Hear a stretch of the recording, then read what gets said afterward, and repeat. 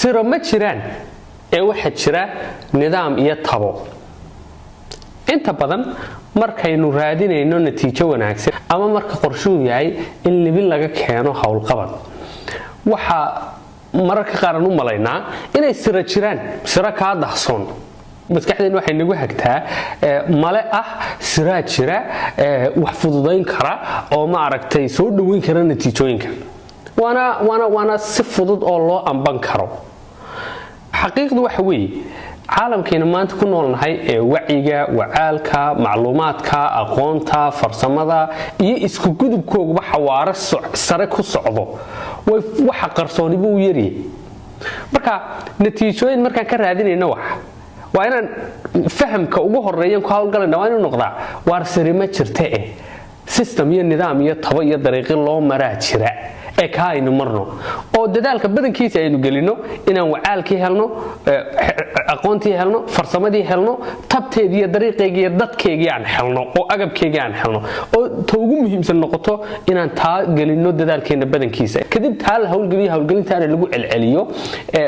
si natiijadu u soo dhawaato marka xikmadaan rabo inaan ku soo ururiyo waxa weeye ma jiraan siro kaa xiga inaad natiijo fiican ama libin ka gaadho hawl aad rabtid siro kaa xigaa ma jiraan oo kaa qarsoon ee waxa jira nidaam tabo dariiq ogaal wacaal macluumaad iyo farsamo aad u baahan tahay inaad ku hawlgashido naftaada ku leylidid si ay natiijada aad u gaadho waxa jirta fankeenu waa badweyn wada xikmada waxa jirta allah u naxariistee uu qaado cabdi tahliil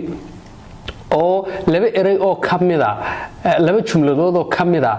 heestiisaasa igala dhumac weynaatay erayada kale iyo midhaha kale ee heesta labada eray waxay leeyihiin ilduuf baa shax kaa dilo bandhigee laguma qalo oo xikmadeedu ay tan u dhawaanayso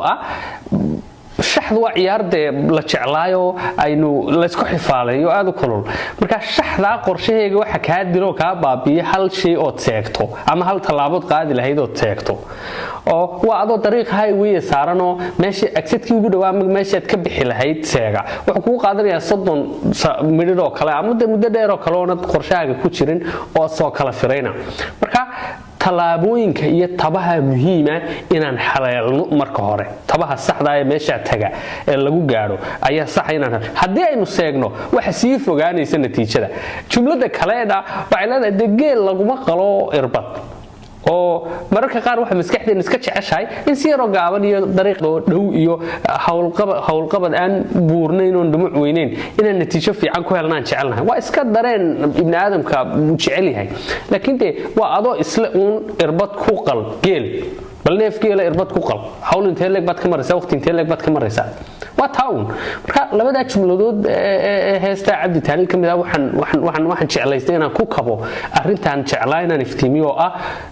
wax kastoo daraadinaysa waxa ka xiga tabo nidaam system wacyi ogaal farsamo iyo dadkeegiba ka xiga kuwa inaad helidooda waqtigaaga gelisaa ka mudan inaad maskaxdaada ku mashquuliso siraa jire siraha raadi